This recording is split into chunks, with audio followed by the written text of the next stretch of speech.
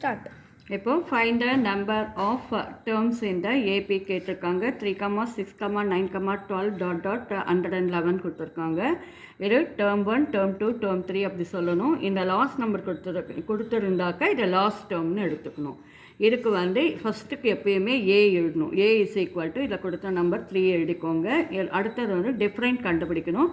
டிஃப்ரெண்ட்க்கு வந்து T2 minus T1 ஏபியுடைய formula. அப்போ T2ல 6 இருக்குது. 6 மைனஸ் 3 இஸ் ஈக்குவல் டு 3. இப்போ லாஸ்ட் டேர்முக்கு வந்து 11 அப்படி எடுத்து எழுதிக்கணும். அதுக்கப்புறம் இது லாஸ்ட் டேர்ம் வந்து 11 கொடுத்துருக்கோமா, எல் ஷார்ட்டாக எழுதிக்கோங்க. இது formula n is equal to L minus A by D plus 1. Last டேர்மில் வந்து 111 இருக்குது, பை 3 டிஃப்ரெண்ட் இருக்குது.